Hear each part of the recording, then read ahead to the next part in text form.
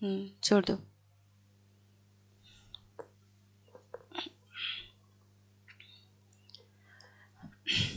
नमस्कार, आप सभी को बहुत बहुत स्वागत है आपका चरण संकल्प एकेडमी पर। आज के इस वीडियो सेशन में हम यूपी में जो वैकेंसी आई थी, यूपी टीजीटी पीजीटी, इस पर बात करने वाले हैं। इसके सब्जेक्ट हिंदी पर और हिंदी के पाठ्यक्रम पर। ठीक है, इसके पहले मैंने कई बार पाठ्यक्रम पर बात की है, लेकिन आज की ये क्लास थोड़ी सी विशेष है। इसलिए विशेष है क्योंकि अब आपके एग्जाम की डेट आ चुकी है और इस पूरे पाठ्यक्रम का आपको रिवीजन, ठीक है, रिवीजन प्लस टेस्ट, ये सभी कुछ महत्वपूर्ण है। तो इसके मद्देनजर देखते हुए हमारे पास कितने दिन का समय है। अभी आज 15 दिसंबर है और 15 दिसंबर के से लेकर के अप्रैल में जो आपकी परीक्षा होनी है, यानी कि 15 जनवरी, 15 फरवरी और 15 मार्च और 15 अप्रैल, यानी कि 4 अप्रैल और 11 अप्रैल, है ना, 4-5 अप्रैल और 11-12 अप्रैल के आसपास। तो आपके पास जो टाइम बचता है 15 दिसंबर का जाने दीजिए। इसके बाद 16 दिसंबर से अगर हम कल से इसको देखें तो 16 दिसंबर से 16 जनवरी, ठीक है, ये 16 जनवरी और 16 जनवरी से लेकर के 16 फरवरी और 16 मार्च, ठीक है। तो अगर ये हम देखें तो अप्रैल वाला जो टाइम है उसको बिल्कुल जाने दीजिए। इसलिए जाने देना पड़ेगा क्योंकि हमारे पास अप्रैल का जो टाइम होता है वो बिल्कुल माइंड को रिलैक्स करने के लिए होता है और हमारे पास जो शॉर्ट नोट्स रेडी होंगे उन शॉर्ट नोट्स से हमें पढ़ने की, बार बार रिवीजन करने की आवश्यकता होगी। रिवीजन का एक बहुत खास तरीका मैं आज इस वीडियो में बताने वाली हूँ और वो खास तरीका आप जब सुनेंगे तो आपको लगेगा कि हाँ, बहुत अच्छे लेवल का तरीका बताया गया। क्योंकि इसके पहले जब मैंने अपनी तैयारी की है, जब मैंने अपनी पढ़ाई की है और साथ में रिवीजन क्लास, क्योंकि मेरे टाइम में मैं यूट्यूब को नहीं जानती थी। जब मैंने परीक्षा पास की थी मेरे टाइम में यूट्यूब नहीं था, इसके पहले की वीडियो में मैंने ये बताया भी है। तो अब आप सोचिए कि मेरे पास इस तरह की रिवीजन क्लास की कोई फैसिलिटीज नहीं थी कि मैं टेस्ट दे लूँ या अच्छे से कोई रिकॉर्डिंग सुन लूँ, ऐसा कुछ नहीं था। लेकिन मेरे दिमाग में जो चीज़ें आई थी उस समय और जिस तरीके से मैंने रिवीजन किया था वो मैं आप लोगों के साथ आज इस विशेष क्लास में बांटने वाली हूँ। आप लोग ध्यान से सुने। तो 16 दिसंबर से लेकर के 16 जनवरी और ये एक मतलब 30 दिन हुआ, ठीक है। और 16 फरवरी यहाँ तक के लेकर गई, ये फिर जो है 30 दिन हुआ। अब क्योंकि फरवरी तो 28 की है, ठीक है, तो यहाँ पर 16 मार्च तक के हमारे 2 दिन कम पड़ जाते हैं। ये हो गया 28 दिन। तो हम अप्रैल के 2 दिन ले लेंगे, यानी कुल मिलाकर के हमारे पास हो जाएंगे 90 दिन। अब इन 90 दिन की जो तैयारी होगी, 30, 30, 60, 28 और 2, ये बराबर 90 दिन। इन 90 दिन की तैयारी जो होगी, इन 90 दिन की तैयारी के नजरिए से देखा जाए तो पाठ्यक्रम हम कैसे तैयार करेंगे, इस टॉपिक पर आज हम इस वीडियो में बात करने वाले हैं। तो आप सभी लोग अभी चैनल पर तुरंत आए हैं तो चैनल को सबसे पहला काम तो लाइक करें, उसके बाद शेयर करें और साथ में अगर चैनल पर पहली बार आए हैं तो सब्सक्राइब भी करके जाएं। तो नेक्स्ट हमारा जो ये पैटर्न है जो कि हम बताने वाले हैं, हम नेक्स्ट पेज पे चलते हैं। और ये जो पैटर्न है ये है, सबसे पहले जो हम अगर विषय सूची की बात करें तो विषय सूची में आपको हिंदी साहित्य के जो टीजीटी की स्पेशल विषय सूची जारी की गई है और पीजीटी की जो सूची जारी की गई है। इन दोनों में बहुत ज़्यादा फर्क नहीं है। इन दोनों में अगर आप देखेंगे तो बहुत सी चीज़ें कॉमन है, कुछ चीज़ें यहाँ पर थोड़ी सी अलग हैं। तो इन सबको हम एक साथ पढ़ेंगे, हमें ज़रूरत नहीं पड़ेगी अलग अलग सिलेबस को देखने की, एक साथ देखेंगे। जैसे सबसे पहले हम बात करते हैं इतिहास की। हिंदी में सबसे पहला जो टॉपिक आता है आपका वो है इतिहास, ठीक है। अब ये इतिहास जो है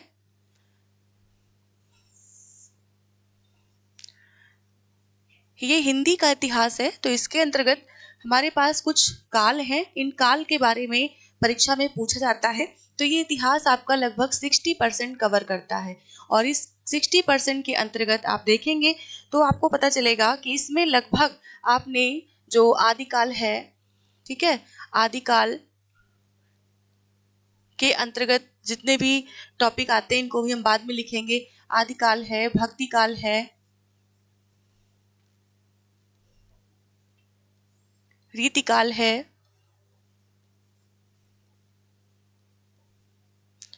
और आधुनिक काल है। यहाँ पर लिख देती हूँ मैं आधुनिक काल को। तो ये इतिहास के अंतर्गत जितने भी ये 4 कालों में जो विभाजन हुआ है, सबसे पहले इसमें जो पूछा जाता है, यानी कि जो इसके अंतर्गत जो पूछा जाता है वो सबसे पहला टॉपिक होता है आपका काल विभाजन एवं नामकरण। यानी कि इन चारों का, जितने भी आप यहाँ पर लिखे देख रहे हैं, इन चारों का काल विभाजन पूछा जाता है। कि किस किस समय सीमा में इसका काल विभाजन हुआ है और इसका नामकरण। नामकरण क्यों पूछा जाता है? क्योंकि अलग अलग विद्वानों ने अलग अलग तरीके के नाम दिए। जैसे अगर हम बात करें आदिकाल की, तो आदिकाल में ही देख लीजिए, आदिकाल को रामचंद्र शुक्ल जी ने वीरगाथा काल कहा है। ठीक है, तो प्रश्न यहाँ पर बनता है कि वीरगाथा काल नाम देने वाले कौन से आलोचक हैं या कौन से इतिहास ग्रंथकार हैं। इस प्रकार से आदिकाल का नाम आदिकाल किसने दिया है, इस तरह के प्रश्न बनते हैं। या भक्ति काल को स्वर्ण युग किसने कहा है, या रीतिकाल में कितनी धाराएं हैं, रीतिबद्ध काव्य है, या रीतिकाल को श्रृंगार काल किसने कहा है। तो ये अलग अलग तरीके के जो नाम हैं, जो अलग अलग विद्वानों के द्वारा दिए गए हैं, उन्हें हम नामकरण वाले टॉपिक में रखते हैं। तो ये इतिहास के अंतर्गत आपको इतनी चीजें देखनी होंगी। अब हम आदिकाल पे अगर आते हैं, तो आदिकाल की हमारी इतनी शाखाएं बट जाती हैं। एक तो सबसे पहले इसमें हम क्या पढ़ेंगे, सिद्ध साहित्य, और इसके भी पहले हम पढ़ेंगे क्या, आप जानते होंगे अच्छे से, क्योंकि सबसे पहले पूछा आता है हिंदी साहित्य के प्रथम कवि और प्रथम रचना के बारे में। अब प्रथम कवि सिर्फ एक ही तो है नहीं कि हमने सिर्फ सरेपा बताया और बस सबने मान लिया, लेकिन अलग अलग जो इतिहासकार हैं उनके अनुसार अलग अलग कवियों को भी माना जाता है। तो उनका समय याद करना, उनके जो है उनके समय को याद करना, उनके द्वारा दी गई रचनाओं को याद करना और उनके नाम पर ध्यान देना, मतलब इस तरह से प्रश्न बनते हैं। तो सिद्ध साहित्य को आप पढ़ेंगे आदिकाल में। नाथ साहित्य को पढ़ेंगे, मैं यहाँ शॉर्ट में लिखूंगी जिससे कि जल्दी जल्दी मैं इसको लिख पाऊं। नाथ साहित्य को पढ़ेंगे, जैन साहित्य को पढ़ेंगे, जैन साहित्य और रासो साहित्य, और इसके अलावा दो कवि विशेष रूप से आदिकाल में पढ़े जाते हैं। एक तो हमारे हैं अमीर खुसरो जी, ठीक है, अमीर खुसरो, और दूसरे कवि हैं विद्यापति जी। इनको मैथिल कोकिल भी कहा जाता है। तो विद्यापति जी हैं। तो इस प्रकार से हमने आदिकाल के इस पाठ्यक्रम को देख लिया कि क्या क्या हमें आदिकाल में, सिर्फ आदिकाल कह देने से हमारा एक टॉपिक नहीं क्लियर होता है, बल्कि इतने सारी चीजों को एक साथ बोलने से हमारा एक टॉपिक क्लियर होता है। अब सिद्ध साहित्य से भी प्रश्न आ सकता है, आपके जैन साहित्य से भी आ सकता है, रासो साहित्य से भी आ सकता है, या फिर आपके अपभ्रंश के कवि जो ये विद्यापति, इनसे भी आ सकता है। अमीर खुसरो जो कि खड़ी बोली के जो है प्रवर्तक कहे जाते हैं, तो इनसे भी प्रश्न आ सकता है। तो इस प्रकार से आदिकाल के इतने सारे जो है खंड हैं जिनके बारे में आपको पढ़ना होगा। इसके बाद भक्ति काल की हम बात करें, तो वैसे नियमता तो हम भक्ति काल में क्या देखते हैं कि दो ही हैं बंटवारे इसके। दो बंटवारे कौन कौन से, एक तो है इसका निर्गुण और दूसरा है सगुण। लेकिन अब सिर्फ दो ही पढ़ने से काम नहीं चलेगा, निर्गुण के अंतर्गत भी दो हैं, ये आप सभी बहुत अच्छे से जानते होंगे। फिलहाल मैं यहाँ शॉर्ट में लिख देती हूँ कि ज्ञानाश्रयी है, दूसरा है प्रेमाश्रयी। इस तरह से मैं छोटा छोटा यहाँ पर लिख देती हूँ, थोड़ा सा आपको ये रिवाइज कराने के लिए कि आपको क्या क्या पढ़ना है। सगुण के अंतर्गत जब आप जाते हैं तो आपको पढ़ना होता है राम काव्य और इधर कृष्ण काव्य। तो इस तरह से आपकी एक तरह से भक्ति काल का ये रिवीजन पूरा होना चाहिए, यानी कि पहले तो आप पूरे पाठ्यक्रम को पढ़ें, फिर इसके बाद में रिवीजन करें। तो मैंने जो शुरू में बताया आपको 90 दिन, जो 90 दिन का आपका जो एक बहुत महत्वपूर्ण जो आपके जीवन का समय होने वाला है, खासकर उन बहनों के लिए जो कि हाउसवाइफ हैं या जो कि प्राइवेट वर्किंग हैं, तो उनके लिए ये समय जो है मैनेज करना और ये सब चीज़ें करना थोड़ा सा चैलेंजिंग होता है बाकी लोगों की अपेक्षा। तो ये सब अपना समय कैसे निकालेंगे, कैसे इसकी प्रैक्टिस करेंगे, आज के इस वीडियो सेशन में हम यहाँ बात करने वाले हैं। क्योंकि आपके उज्जवल भविष्य के लिए आप कितना बेहतर प्रयास कर सके, इसकी जो है जिम्मेदारी मैंने आज के नहीं बल्कि 2019 से ले रखी कि थोड़ा सा अगर कहीं एक भी शख्स के जीवन में अगर मेरी बातों से कहीं कुछ भी अगर 1% भी अगर फर्क पड़ गया और परीक्षा में जाकर के उसने वही कर दिया जो मेरे द्वारा कहा गया है, तो मुझे बहुत अच्छा लगेगा कि अगर उसकी सफलता में मेरा 1% भी कहीं भी हाथ होगा या मेरा सहयोग होगा। तो मैं जानती हूँ कि आप लोग इसको जरूर फॉलो करेंगे जो मैं बताने वाली हूँ। रीतिकाल में आप 3 चीजें पढ़ते हैं, आप जानते हैं, एक तो रीतिबद्ध होता है, दूसरा रीति मुक्त है और तीसरा रीति सिद्ध है। बहुत शॉर्ट में मैं इसको लिख रही हूँ क्योंकि आप सभी लोग विद्वान हैं, बहुत विज्ञ हैं, सारी चीजों को जानते हैं अच्छे से, और आपको कुछ नया बताने की आवश्यकता नहीं है, खासकर इतिहास में। ठीक है, हिंदी साहित्य का इतिहास जो कि आपका पहला टॉपिक होता है, जो कि आपका पहला टॉपिक है। अब आधुनिक काल में जब हम आते हैं तो आधुनिक काल में आप पढ़ते हैं भारतेंदु युग, भारतेंदु युग, दूसरा पढ़ते हैं द्विवेदी युग, ठीक है। इसके बाद आप पढ़ते हैं छायावाद, बिल्कुल सेम जो आप हाई स्कूल इंटर के बच्चों को पढ़ाते हैं, बिल्कुल सेम हाई स्कूल इंटर के बच्चों वाला, क्या ऐड कर लेंगे अभी, छायावाद है। इसके बाद आप पढ़ते हैं छायावादोत्तर के बाद, छायावादोत्तर के अंतर्गत 2 काल आते हैं।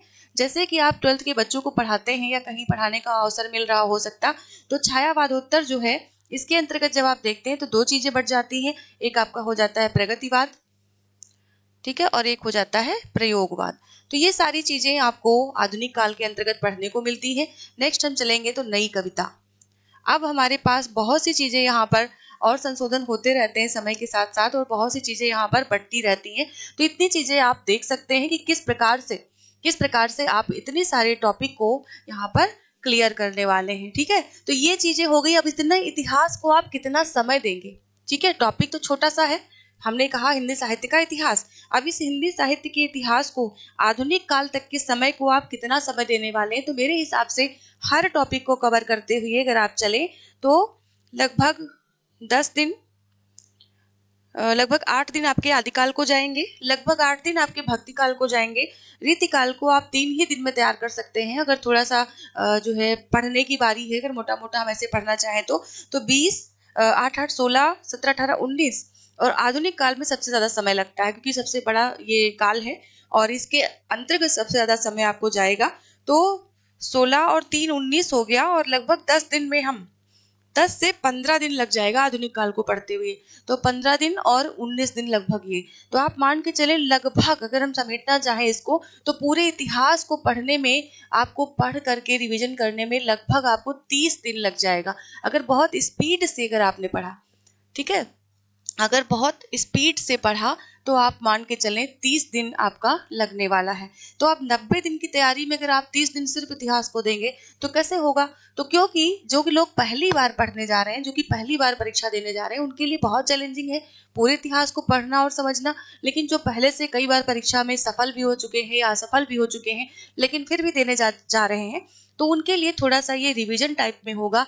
तो जो चीज़ें आपने पहले से हाईलाइट कर रखी हैं, मोटी मोटी जो भी चीज़ें आपने अपने नोट्स में लिख रखा है, उनको बस देखना है। या तो बस कुछ क्लासेस जैसे कि क्रैश कोर्स आजकल बहुत चला हुआ है कि रिकॉर्डेड क्लासेस आपको फटाफट जो है सारी चीज़ों को रिवीजन करा देता है। तो ये सब चीज़ें आप देख सकते हैं। इसके बाद हम चलते हैं नेक्स्ट, हमारा जो होगा टारगेट 30 दिन के बाद वाला, उसमें आपको क्या पढ़ना है। तो हमारे पास जो सबसे बड़ा टॉपिक आता है वो आता है हिंदी गद्य साहित्य का इतिहास, यानी गद्य साहित्य पूरा आता है। इतिहास की बात हम छोड़ दें, इतिहास इसलिए नहीं कहेंगे क्योंकि इतिहास हमारा जो है वो आदिकाल से ही प्रारंभ होता है। तो हिंदी का गद्य साहित्य आता है।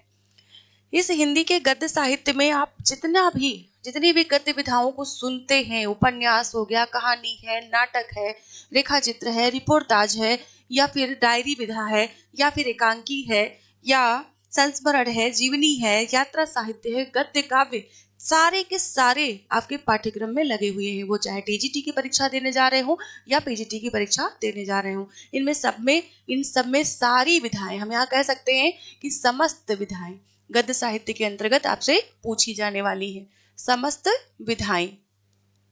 तो इस तरह से आपको अपना टाइम मैनेजमेंट करना है। किसी भी परीक्षा को क्लियर करने के लिए सबसे ज्यादा जो जरूरी होता है वो मेरे हिसाब से टाइम मैनेजमेंट जरूरी होता है, क्योंकि परीक्षा होती है 2 घंटे की, ठीक है, और आपका जो पाठ्यक्रम है ये लगभग 200 प्रकार के जो है उसमें बटा होता है, क्या कह सकते हैं, घटकों में, यानी 200 प्रकार की चीजें पूछी जाती हैं इसमें। तो 200 प्रकार के इस पूरे पाठ्यक्रम को आपको 2 घंटे में इसका निचोड़ पूछा गया होता है, और इस 2 घंटे का जो आपका टाइम मैनेजमेंट है सबसे ज्यादा आपको ये यहाँ पर बेनिफिट दिलाने वाला होता है, यानी कि ये टाइम मैनेजमेंट। तो अब इस मैनेजमेंट को आप कैसे मैनेज करते हैं, ये ही सारी सबसे बड़ी कला है। अगर परीक्षा के कक्ष की बात करें तो सबसे ज्यादा प्रेशर उन आसान प्रश्नों में ही होता है जिन आसान प्रश्नों को आपने बार बार पढ़ा होता है लेकिन रिवीजन नहीं किया होता है। और इसका एक उदाहरण है मेरे पास, क्योंकि मुझसे भी ये गलतियां हुई हैं, मेरे साथ जो अन्य लोग जो बातें जिनकी मेरे से होती हैं, उन्होंने भी अपने अनुभव जो शेयर किए, उन्होंने बताया कि हम टफ वाले क्वेश्चन कभी गलत नहीं करके आते थे। जो हमारे क्वेश्चन गलत होते थे वो गलत होते थे बिल्कुल इजी वाले, इजी पैटर्न, जिनको कि हम बिल्कुल ऐसे छोड़ देते। जैसे अगर हम बात करें संज्ञा वाले, क्रिया वाले, विशेषण वाले, ग्रामर जिसकी मजबूत है वो तो कर लेगा, लेकिन जिसकी नहीं मजबूत है, जिसने कि उसको सबसे कम टाइम दिया है, तो उसके लिए उसको उन चीजों में मात खानी पड़ती है। अब कैसे? वर्तनी शुद्धि अगर आप देखें तो वर्तनी शुद्धि हमें बस लगता है कि हाँ ये एक क्वेश्चन यहाँ से पूछा जाना है, लेकिन कभी कभी ऐसा होता है कि यहाँ से एक क्वेश्चन नहीं पूछा आता, एक ही परीक्षा में 2 से 3 प्रश्न पूछे जाते हैं। 2 से 3 प्रश्न वर्तनी शुद्धि के कभी कभी क्या होता है, वाक्य में पूछ लेता है, और कभी कभी शब्द में पूछ लेते हैं, तो कभी कभी मात्राओं में भी पूछ लेते हैं, सिर्फ मात्राओं में। तो ये जो है वर्तनी शुद्धि, ये इतने भी आसान टॉपिक नहीं है कि हम इनका रिवीजन ना करें या हम इनके बारे में इनके जो है टेस्ट ना दें, ठीक है। तो इसलिए आपके लिए सबसे बड़ी रणनीति जो होती है वो टाइम मैनेजमेंट की जरूरी होती है, और इस टाइम मैनेजमेंट के लिए आपको नोट्स पढ़ करके, सबसे पहला जो आपका हथियार होगा वो होगा आपका नोट्स, ठीक है। इसे आपको यूज करना है नोट्स को। इसके बाद आपको क्या करना है, रिवीजन। सबसे पहले तो इसको पढ़ लेना है, और रिवीजन के बाद जो आपकी रणनीति होगी वो होगी टेस्ट। और टेस्ट ऐसा वैसा नहीं, बल्कि टाइम के साथ, यानी कि आपको पूरे 2 घंटे में टेस्ट देना हो। तो इस प्रकार से आप जब अपनी तैयारी करते हैं तो वहां पर असफलता की कोई गुंजाइश नहीं रह जाती है।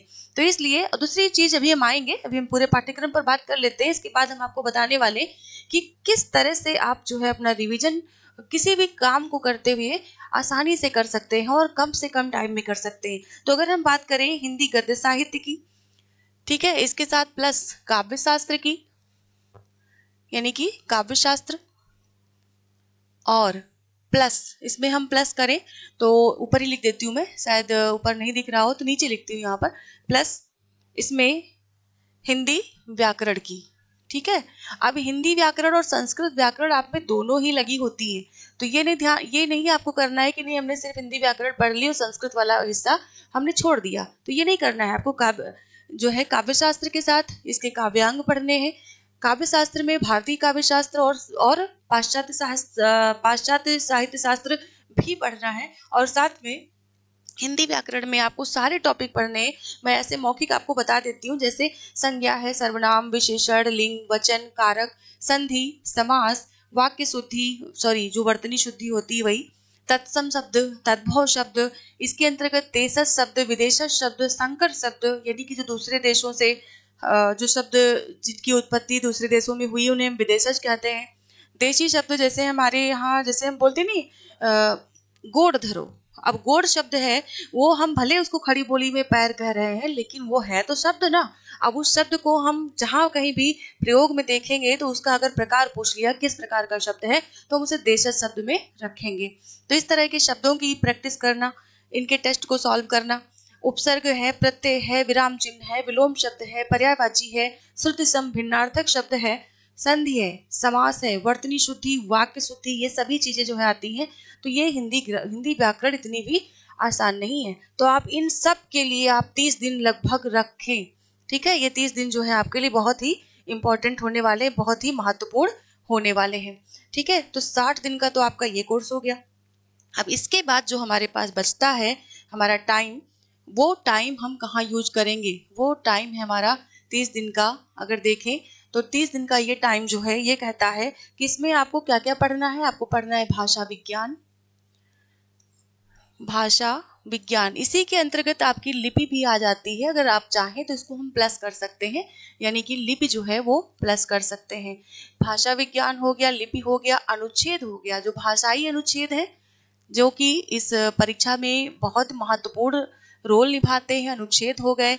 इसी में आप पढ़ेंगे संस्कृत व्याकरण, क्योंकि हिंदी व्याकरण तो हमने इसके पहले वाले टारगेट में रख दिया, ठीक है। इसके बाद पढ़ेंगे संस्कृत व्याकरण, और संस्कृत व्याकरण के साथ साथ आप पढ़ेंगे पुरस्कार है, पत्र पत्रिकाएं हैं। बहुत बड़ा हमारा सिलेबस है, इसको हम कह सकते हैं कि हमें इन 90 दिनों में गागर में सागर भरना है। तो पुरस्कार हो गया, इसके अलावा पत्र पत्रिकाएं हो गई। तो ये सब चीजें जो है, पत्र प्लस पत्रिकाएं, ठीक है, तो इन्हें भी आपको ध्यान देना है। इतनी चीजें आपकी ये तैयार करनी है। और इसके अलावा PYQ, ठीक है, PYQ यानी कि विगत वर्षों के हल पुराने जो हैं वो जितने भी पेपर अभी तक हुए हैं वो सब पुराने पेपर। अब इतनी चीजें पढ़ने के लिए आपके पास 30 दिन का टाइम भी कम पड़ जाएगा, ये समझ लीजिए। तो ये रही आपकी 90 दिनों की तैयारी। और इस 90 दिन की तैयारी में आपने जो भी चीजें यहाँ पर देखी वो क्या क्या है, इनको देख सकते हैं।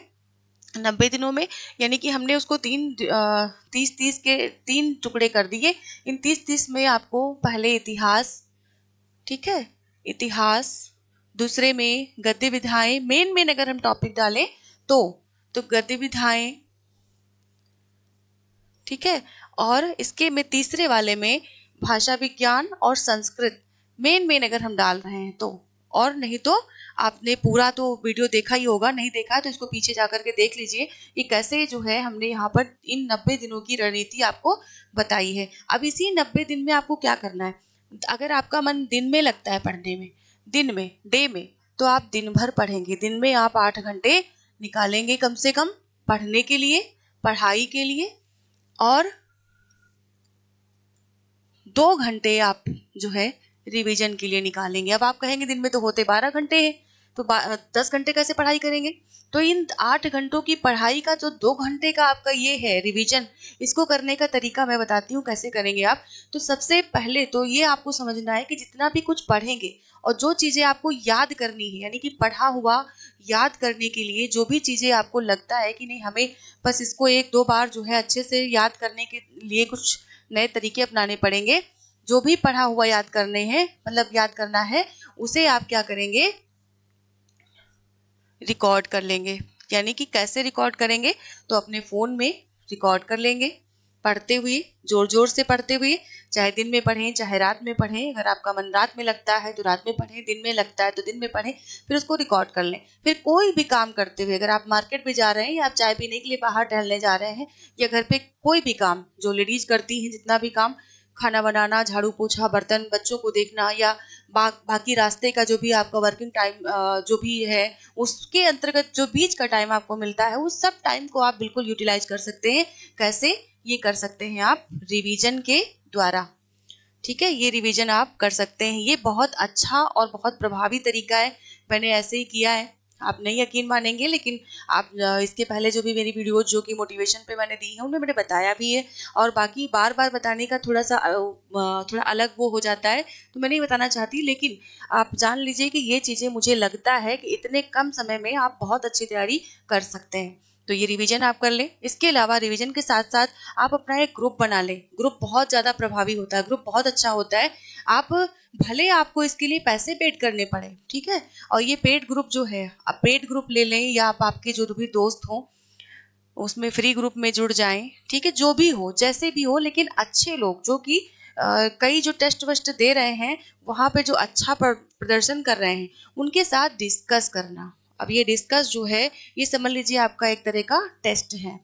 अब ये डिस्कस करना आपके लिए बहुत फायदेमंद होगा। इसके लिए आपको कहीं न कहीं मदद किसी न किसी की लेनी ही पड़ेगी। तो ये मदद जो है आप कैसे लेंगे, इसके लिए आप किसी भी जो आपके हिंदी वाले ग्रुप वाले लोग हैं, जिनको आप पहले से जानते हैं, जिनको नहीं जानते उनको फेसबुक से ढूंढ सकते हैं कि फेसबुक पे कितने लोग हिंदी वाले ग्रुप में हैं। उनको जो है ऐसे जो भी व्हाट्सएप के लिंक आते रहते हैं ना, उस पे जा करके आप जुड़ सकते हो, ठीक है। और या फिर जो है अगर सेपरेट पढ़ाई करना चाहते हैं तो सेपरेट पढ़ सकते हैं। बाकी इतनी चीज़ें आपको ध्यान रखनी होंगी। तो ये सब चीज़ें आज मैंने इसलिए बता दी क्योंकि मुझे लगता है कि आप कितना भी अपने आप को तैयार माने, लेकिन आपका मन जो है वो कहता नहीं, जब परीक्षा आने वाली होती है कि काश कि थोड़ा टाइम और मिल जाता, काश कि थोड़ा टाइम और मिल जाता। और ये आपकी नहीं, सभी की दिक्कत है। जितने भी प्रतियोगी बैठेंगे सभी की दिक्कत है। उसमें शायद कोई एक दो ऐसा होगा व्यक्ति जो ये कहेगा कि नहीं बस अब हो जानी चाहिए परीक्षा, अब बहुत पढ़ लिया।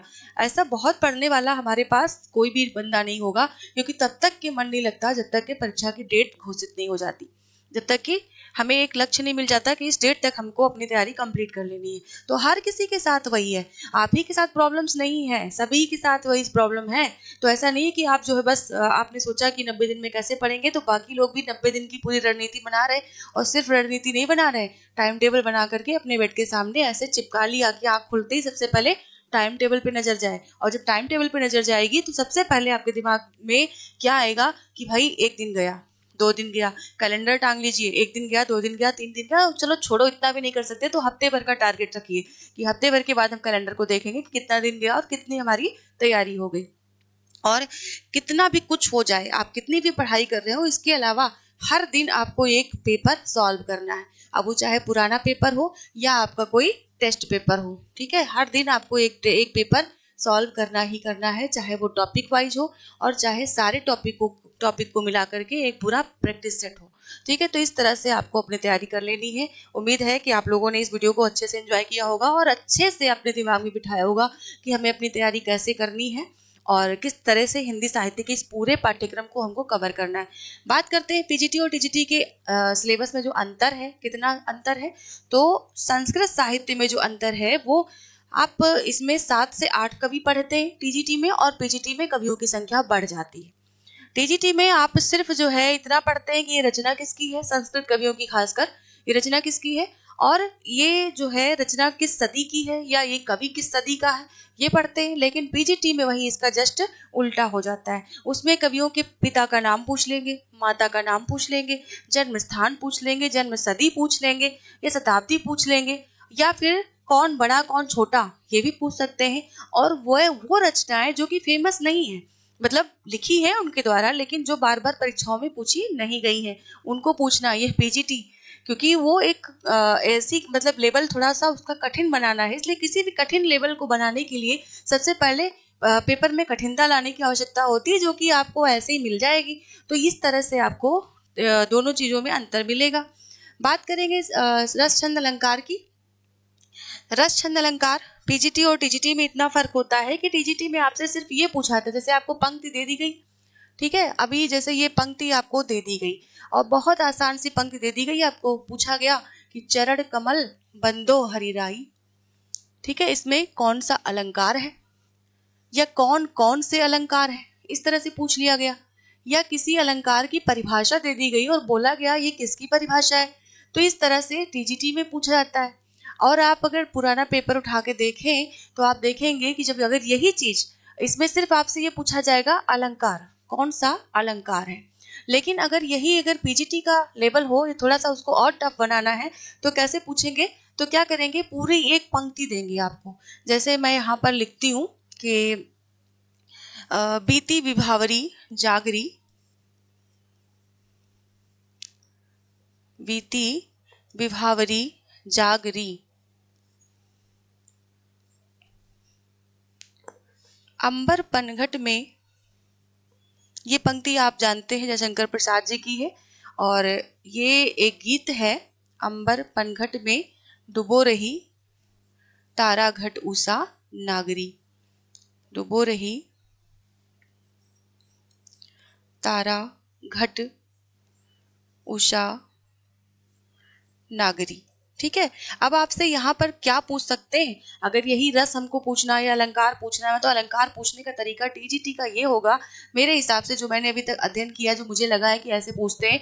लेकिन पीजीटी में या असिस्टेंट प्रोफेसर में या नेट के लेवल में इन सब चीजों को थोड़ा सा यहाँ पर मॉडिफाई कर देते हैं। कैसे कर देते हैं, जैसे यहाँ पर कहा ना कि बीती विभावरी जागरी कि जो है अंबर पनघट में, आपसे कहेंगे कि अंबर पनघट में कौन सा अलंकार है, ठीक है, और उषा नागरी में कौन सा अलंकार है, तारा घट में कौन सा अलंकार है। ऐसे नीचे दे देंगे आपको कई सारे अलंकारों के ऑप्शन, और यहाँ पर अलग अलग अलंकार हैं। ये नहीं है कि जैसे चरण कमल बंदो हरिराई में हमने कहा कि भाई चरण भक्त जो है वो ईश्वर के, हरि के चरण रूपी कमलों की वंदना करता है या कर रहा है, तो यानी कि हम यहाँ पर रूपक लगा देंगे, सीधे सीधे पहचान लिया हमने, ठीक है। लेकिन अब अगर इसको और टफ बनाना है तो क्या करेंगे कि रूपक का कौन सा भेद है। ये नहीं कि रूपक अलंकार है बस हमने ये पूछा और हो गया, नहीं, रूपक का कौन सा भेद है इसमें, तो इस तरह से इसको कठिन बनाया जा सकता है। इसके अलावा इसमें आपको 3 जगह अंडरलाइन कर दिया गया और कहा गया कि इसमें कौन सा अलंकार प्रयुक्त हुआ है। नीचे जो दिया उसमें दे दिया कोट, जैसे ना यहाँ पर हमने दे दिया रूपक, मानवीकरण,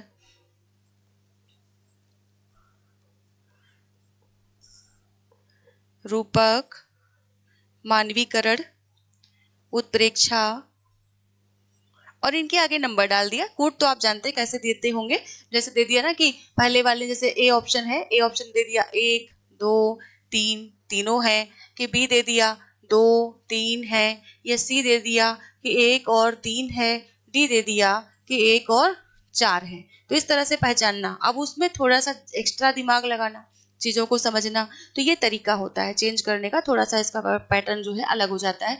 तो ये चीज़ें ध्यान रखनी है। इसके अलावा अगर आप और चीज़ें भी जो है सर्च करेंगे तो आप देखते होंगे जितने भी लोग अपना एक्सपीरियंस बताते हैं एग्जाम के टाइम का या सिलेक्शन के बाद अपने सिलेक्शन स्ट्रगल वाले टाइम का, तो उसमें आप देखते होंगे कि कई लोगों के साथ अलग अलग तरीके की समस्याएं आती हैं और उन समस्याओं को हल करने का सबका अपना एक अलग तरीका होता है।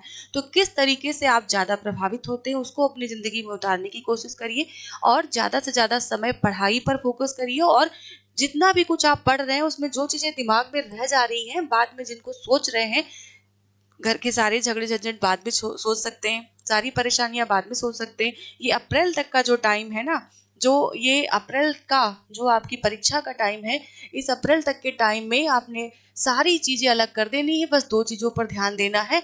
2 चीजें, एक तो क्या, एक तो पढ़ाई और दूसरा रिवीजन यानी कि अभ्यास। ठीक है। और अभ्यास ऐसी चीज है ना कि कितना भी आप पढ़ाई कर रहे हो, कितना भी आप जो है कमजोर हो पढ़ाई में, वो सब चीजें आप अभ्यास से क्लियर कर सकते हैं, अभ्यास से ही उसको कवर कर सकते हैं।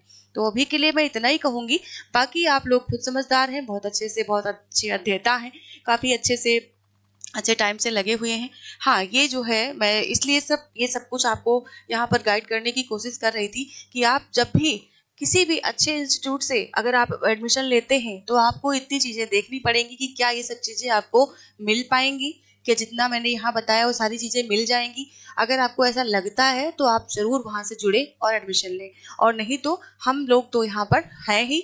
हमारे साथ अगर आप जुड़ते हैं तो आपको क्या क्या चीज़ें मिलनी है, सॉरी, यहाँ पर आपको कुछ लाइव वीडियो हम हमेशा नहीं दे पाएंगे क्योंकि हमें इतना सारा टाइम भी नहीं रहता, और प्लस हमारे साथ ये टेक्निकल जो प्रॉब्लम होती है इनको हम हैंडल नहीं कर पाते, तो इसलिए मैं ज़्यादा लाइव पे ध्यान नहीं दूंगी। लेकिन लाइव इसके साथ प्लस रिकॉर्डेड वीडियो, ठीक है। रिकॉर्डेड वीडियो में आप, मुझे लगता है कि जितना भी सिलेबस है उसको हम 100 वीडियो में ख़त्म कर सकते हैं। तो ये 100 वीडियो जो है, ये 100 वीडियो आपको रिकॉर्डेड। इसके अलावा टेस्ट जो है आपको प्रत्येक टॉपिक से, यानी टॉपिक वाइज जो है वो टेस्ट, जितने भी टॉपिक हमने यहाँ दिखाए इन सभी टॉपिक के टेस्ट आपको, एक एक टेस्ट, ज़्यादा नहीं, बस एक एक टेस्ट सारे टॉपिक से। तो ये, और इसके अलावा पीडीएफ और नोट्स, इतनी चीज़ें यहाँ से आप पा सकते हैं।